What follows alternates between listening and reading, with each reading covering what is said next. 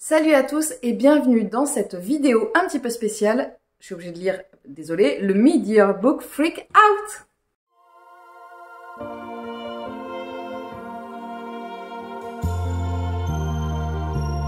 Je vais reprendre les tags que j'ai trouvés sur internet. Donc en gros le principe c'est une vidéo de mi-année qui permet de faire le point sur qu'est-ce que j'ai pu lire sur ces 6 premiers mois, quelles ont été les découvertes, qu'est-ce qu'il me reste à faire comme découverte et tout ça. J'ai repris, je crois qu'il y a 12 ou 13 catégories, oui c'est ça, 12.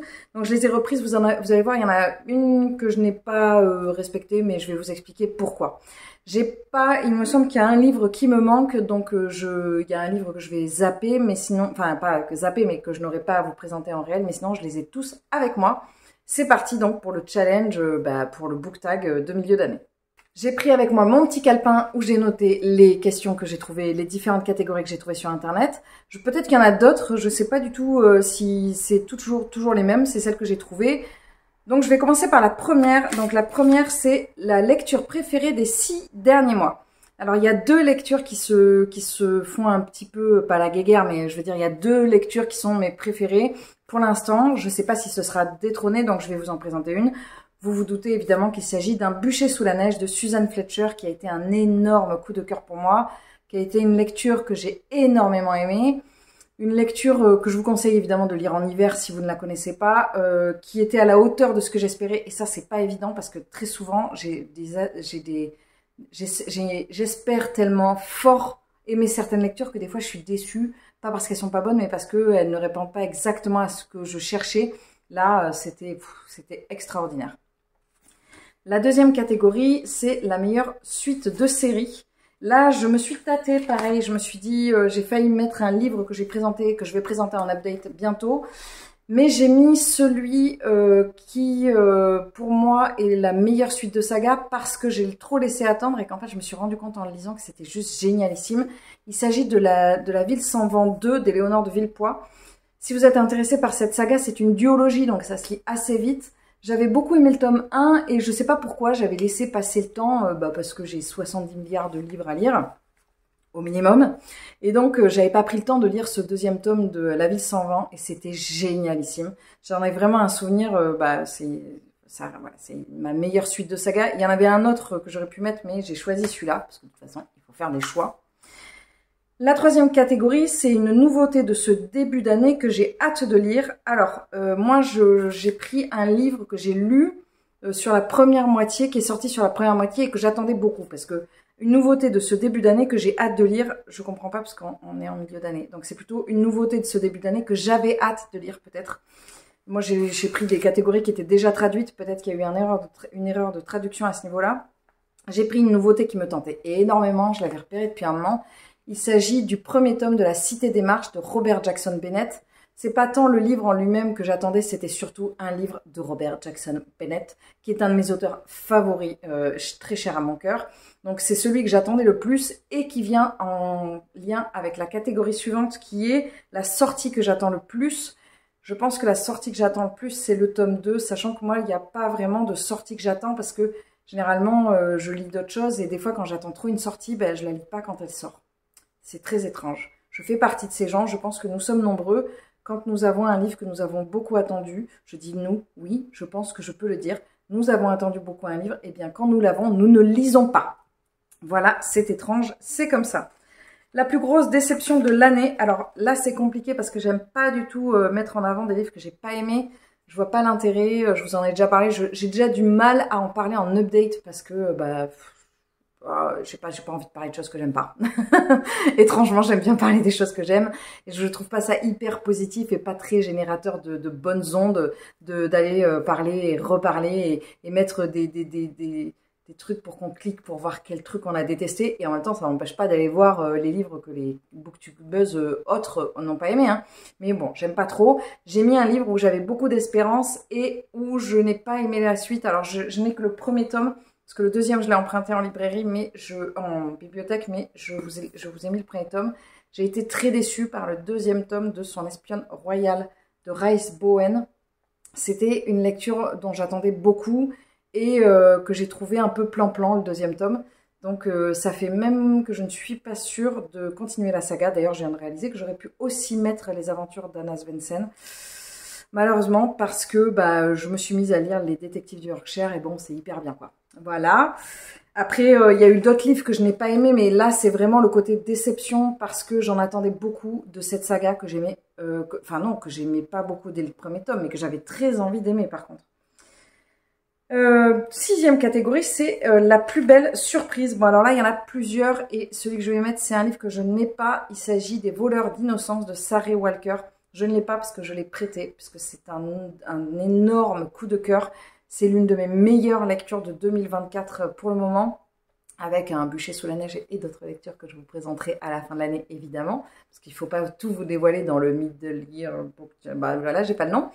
Voilà, j'ai adoré Les Voleurs d'innocence, qui a été une lecture hyper impactante, comme d'autres lectures d'ailleurs que vous allez voir dans ce challenge, mais vraiment j'ai aimé très très fort cette lecture. Septième catégorie, mon nouvel auteur favori. Et là, ce n'a pas été évident parce qu'il y en a plein que j'ai découvert cette année et que j'ai beaucoup aimé. J'ai mis peut-être celle qui a été la plus impactante, comme pour les autres. Il s'agit de Mona Chollet, qui a été la découverte énorme de cette année avec Sorcière, la puissance invaincue des femmes.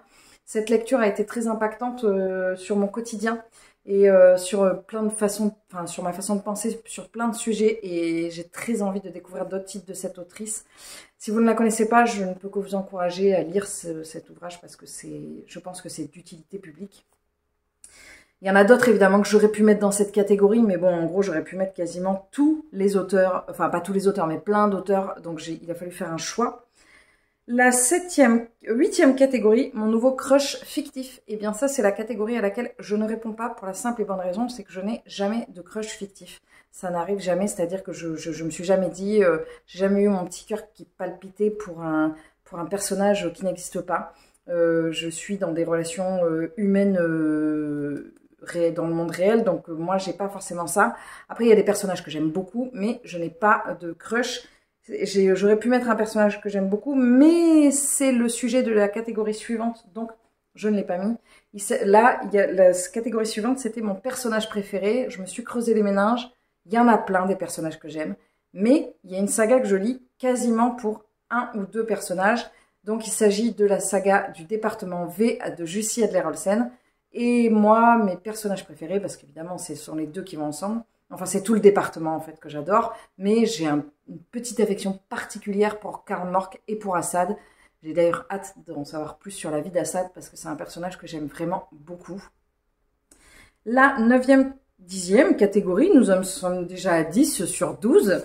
La 10e catégorie, un livre qui m'a fait pleurer. Alors, j'ai eu plusieurs livres qui m'ont fait pleurer en ce début d'année, mais j'ai mis le livre qui m'a fait pleurer le plus chaudement, parce que c'est un livre évidemment qui est d'un auteur très particulier, qui a une symbolique très très forte pour moi.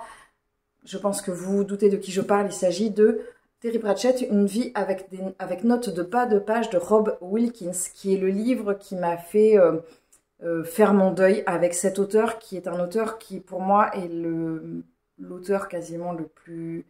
Enfin, c'est mon auteur préféré, mais pas le plus impactant. Mais voilà, c'est la vie d'un auteur qui m'a le plus impacté. Ça veut rien dire ce que je dis, mais vous avez compris.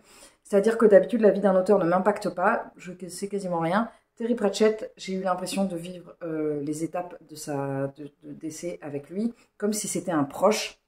Alors qu'on ne se connaissait pas, Terry et moi. J'aurais bien aimé, mais bon, il avait l'air d'avoir un sale caractère quand même. Mais en tout cas, voilà, ça a été vraiment la lecture qui m'a fait verser des torrents de larmes. J'ai failli pleurer en parlant en update, mais là c'est un petit peu mieux, mais voilà, c'est toujours un sujet très sensible, Terry Pratchett, et évidemment c'est le livre le plus triste, pas le plus triste, mais qui m'a fait le plus pleurer depuis le début d'année.